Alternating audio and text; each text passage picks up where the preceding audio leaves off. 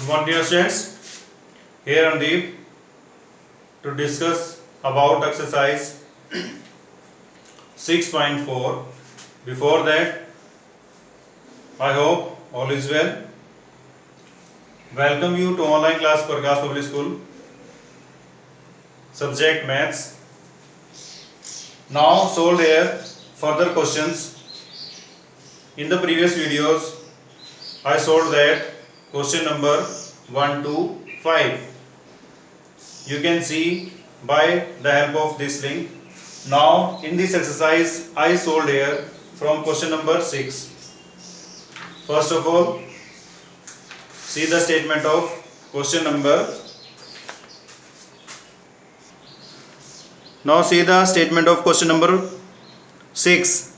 Find the length of the side of a square whose area is 441 meter square. Now here is the question number 6. Question number 6 में दे रखा आपके पास find the side of the square if area is 441. यानी area given हमें side निकालनी है. तो जो हमें गिवन नहीं होता मैथ्स के अंदर उसको हम अज्यूम करते हैं. Let the side of square be x metre. क्या दे रखा है यहाँ पे x मीटर. अब इसने बोला हुआ है कि जो एरिया है वो क्या आता है 441 मीटर स्क्वायर. तो यानी हम जब एरिया निकालते हैं एरिया ऑफ स्क्वायर निकालने का फॉर्मूला था हमारे पास साइड मल्टीप्लाई साइड. और साइड क्या दे रखी है x इंटू एक्स.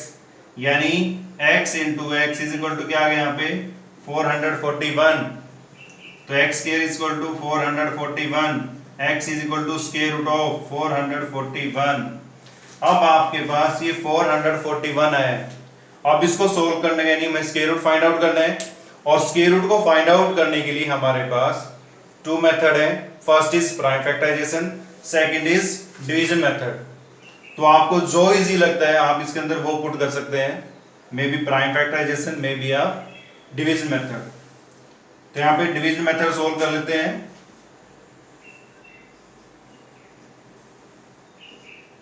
किस पे जाएगा ये 2 पे. 2 2 जा 4 माइनस किया 0 41. अब 2 का डबल करें यहाँ पे कितना आ गया 4. तो ऑलरेडी यहाँ पे क्या आ जाएगा 1.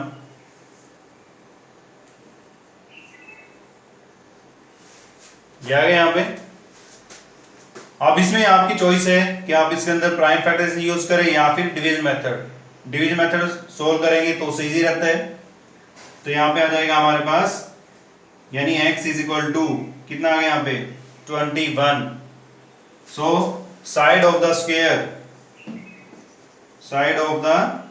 स्क्वायर क्या आ जाएगा हमारे पास 21 मीटर. तो ये था हमारे पास solution of question number 6. Pause the video and note it down the solution of this question. Now look here the statement of question number 7. In a right triangle ABC, right angle at B is equal to 90. If AB is equal to 6 cm, BC is equal to 8 cm, find AC. Same question number B part में दे रखा है if AC is equal to 13, BC is equal to 5, find AB. Now look here the question number 7 first part. Question number first में दे रखा है एक triangle दे रखा है हमें ABC. तो एक ट्रायंगल ड्रॉ की मैंने ABC और उसने बोला है स्पेशली कि जो B पॉइंट है उस पे हमें राइट एंगल यूज करना है. तो राइट एंगल यूज किया. अब A और C की हमारे पास चॉइस होती है. हम A पॉइंट ये भी ले सकते हैं, ये भी ले सकते हैं, C एज योर विश. अब इसमें दे रखा है कि जो AB दे रखा है वो हमें दे रखा है 6 सेंटीमीटर. BC दे रखा हमें 8 सेंटीमीटर. तो हमें इस साइड को फाइंड आउट करना है. तो हम इस साइड को फाइंड आउट करने के लिए हम क्या करेंगे यहाँ पे इसको लेट कर लेते हैं. Let AC be x centimetre. अब इसमें यहाँ पे जब भी हमारे पास कोई राइट एंगल ट्रायंगल आती है तो उसमें पाइथागोरस थ्योरम यूज करते हैं. अब वो जो पाइथागोरस थ्योरम होती है वो क्या होती है हमारे पास, वो हमें क्या कहती है कि जिसका हाइपोटेन्यूज आता है, हाइपोटेन्यूज लॉन्गेस्ट साइड होती है जो राइट एंगल होता है उसकी अपोजिट साइड, उसको हम हाइपोटेन्यूज बोलते हैं. तो हाइपोटेन्यूज का स्क्वायर अगर हम करते हैं ये हमारे पास आ जाएगा बेस और ये आ जाएगा परपेंडिकुलर, तो यानी बी स्क्वायर पी स्क्वायर। ये हमारे पास प्रॉपर्टी होती है पाइथागोरस थ्योरम के लिए। अगर हमें कोई राइट एंगल ट्रायंगल दे रखी है, बेस दे रखा है, परपेंडिकुलर दे रखा है, clear.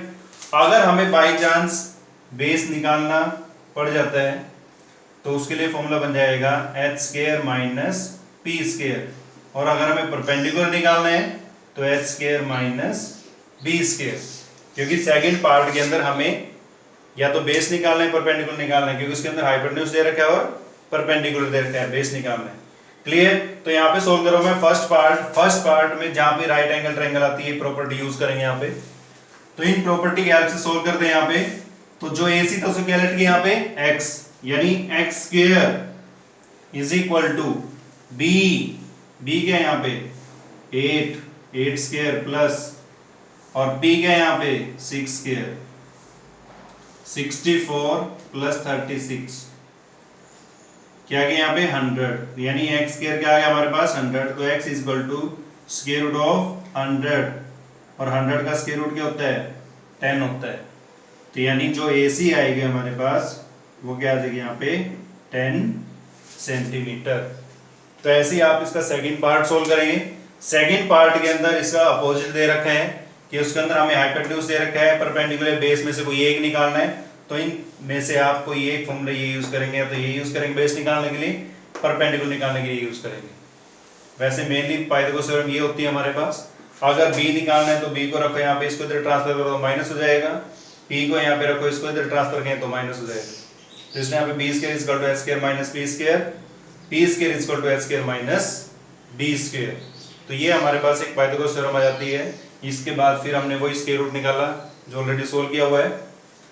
Pause the video and note it down the solution of this question. Now look at the statement. Question number 8, a gardener has 1000 plants. He wants to plant these in such way that the number of rows and number of columns remain same. Find the minimum number of plants he needs more for this. Now given here question number 8 के अंदर question number 8 और जो solve किया था previous video के अंदर question number 5, अब इसमें बोल रहा है कि 1000 के अंदर हम क्या प्लस करें कि हमारे पास एक परफेक्ट स्क्वायर नंबर आ जाए। तो यानी लॉजिक वही दे दिया है, बट इसने अप्लाई कर दिया है कि इस पे रियल एग्जांपल से कि भाई ये गार्डनर है, इसके पास टोटल 1000 प्लांट्स हैं। इन 1000 प्लांट्स के अंदर कितने प्लांट्स को और ऐड करें कि उसके पास number of rows and number of columns equal हो जाएं। Number of rows number of columns means x square आएगा, number of rows x, number of columns x, यानी x स्क्वायर, यानी हमें परफेक्ट स्क्वायर नंबर चाहिए यहाँ पे। तो सबसे पहले यहाँ पे इसका स्क्वायर रूट फाइंड आउट करते हैं। तो स्क्वायर रूट फाइंड आउट करने के लिए यहाँ पे डिवीजन मेथड यूज किया। यहाँ पे किस पे जाएगा, 3 पे, 3 3 जा 9, 100 आ गया यहाँ पे, ये 3 आया यहाँ पे। अब 3 का डबल करेंगे यहाँ पे, किस पे जाएगा 6, तो 1 पे जा सकता है 61, माइनस करो 10 माइनस 1 9, 9 माइनस 6 3, 39 आ गया यहाँ पे। यानी हमें और ज्यादा चाहिए, यानी इससे नेक्स्ट नंबर क्या आएगा 32। ये जो नंबर आएगा 32 के स्क्वायर से क्या है लेस है, और ग्रेटर किससे है 31 के स्क्वायर से। हमें यहाँ पे सोल्व करना है कि हमें इसके अंदर कितने और प्लांट्स चाहिए। तो मीन्स 3 का 32 स्क्वायर माइनस 1000, तो 32 का स्क्वायर करेंगे 124 आएगा माइनस 1000 इज इक्वल टू कितना आ गया 24। सो ही नीड्स 24 मोर प्लांट्स, यानी उसको 24 और प्लांट्स चाहिए, जिससे उसका show that number of rows and plants must be same, जिससे उसके number of rows and number of plants क्या हो जाएंगे, वो इक्वल हो जाएंगे।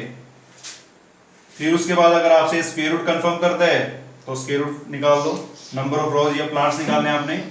तो यहाँ पे नंबर इसमें प्लस करें कितना आएगा 1024, तो 1024 का स्क्वायर रूट करें कितना आएगा 32। तो यानी नंबर ऑफ रोज और नंबर ऑफ प्लांट्स कितने चाहिए यहाँ पे 32 रोज और प्लांट्स आएंगे 32, जिससे उसको टोटल रिक्वायरमेंट कितनी होगी 1024 प्लांट्स की। तो हमें क्वेश्चन दे रखा था ये कि भाई इसको कितने चाहिए यहाँ पे तो कितने चाहिए इसको plants 24। Now he needs 24 more plants to grow as a manner of equal rows and equal columns. यहां तक आप इसको क्वेश्चन को सोल्व करो। Now pause the video and note it down the solution of this question. Now question number 9। In the question number 9 given here, there are 500 children in a school. For a PT drill, they have to stand in such a manner that the number of rows is equal to number of columns. How many children would be left out in this arrangement? Now in this question number 9 statement में given आपके पास कि total school के अंदर number of students 500 दे रखे हैं और PT के लिए हमने ड्रिल प्रिपेयर करनी है, तो उसके लिए स्टूडेंट्स को एक रो और कॉलम्स में अरेंज करना होगा। तो इसमें दे रखा है कि नंबर ऑफ रोज और नंबर ऑफ कॉलम्स वो इक्वल है, तो इसमें से हमने कितने स्टूडेंट्स को निकालना होगा मींस यहां से हमें सब्ट्रैक्ट करना होगा।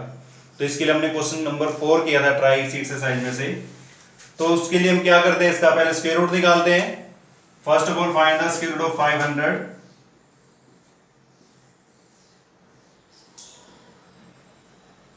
टू पे जाएंगे 4, 1 आ गया यहाँ पे 0 0, 2 का डबल करेंगे यहाँ पे 4। अब किस पे जाएंगे 2 पे करें यहाँ पे 2 से मल्टीप्लाई, 2 2 जा 4, 2 4 जा 8, 10 माइनस 4 6, 9 माइनस 8 1। तो यानी 500 में से क्या माइनस करें 16। तो 500 में से 16 माइनस करो, क्या आएगी वैल्यू